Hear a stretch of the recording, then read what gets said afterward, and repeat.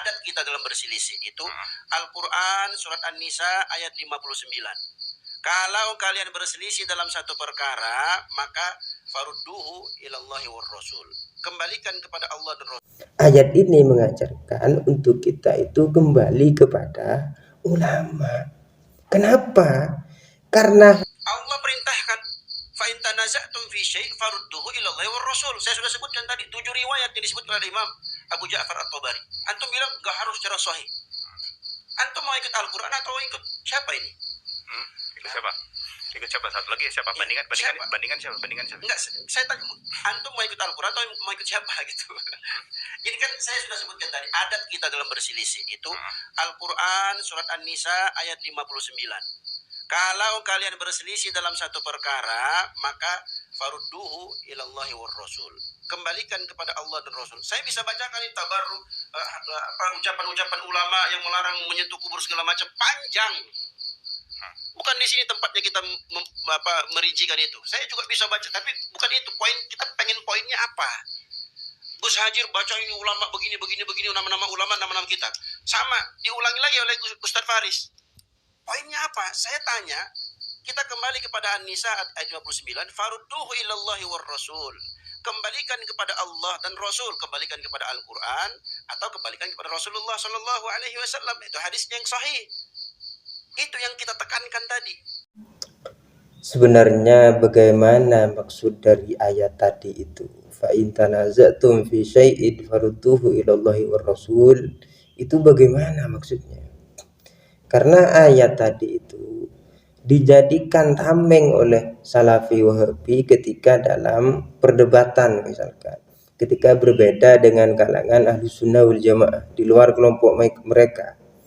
Jadi kalau ada perbedaan, ada perdebatan, mereka langsung menggunakan ayat tadi. Kalau berselisih, ya kita harus kembali kepada Al-Quran dan hadis. Qurannya mana, hadisnya mana. Kalau nggak ada ya sudah, tinggalkan. Kan begitu. Tidak ada yang menarik ya dari penjelasan Imam Qurtubi dalam tafsirnya, tafsir Al-Qurtubi dalam menjelaskan ayat ini ya. Di dalam tafsirnya beliau menjelaskan bahwa kita itu ketika berselisih memang dianjurkan untuk kembali kepada Allah dan Rasul. Tetapi kata Imam Al-Qurtubi, tidak ada yang tahu bagaimana cara kembali kepada Allah dan Rasul selain ulama. Hanya ulama yang mengetahui cara kembali kepada Allah dan Rasul, Quran dan hadis. Hanya ulama. Maka kata beliau, wajib kita itu bertanya kepada ulama dan wajib kita itu mengikuti fatwa ulama. Jadi justru ayat fa in tanaza'tum fi syai'in farudduhu ilallah war rasul ini mengajarkan kepada kita untuk kembali kepada ulama. Jadi kalau kita itu berselisih, berbeda pendapat, ayat ini mengajarkan untuk kita itu kembali kepada ulama. Kenapa? Karena hanya ulama yang ngerti caranya bagaimana kembali kepada Al-Quran dan hadis. Jadi tidak ada ulama itu yang tidak berlandaskan Al-Quran dan hadis. Jadi kalau kita itu berselisih, kembali kepada ulama. Tapi ulama sendiri itu kan berselisih. Asalkan masih ulama loh ya.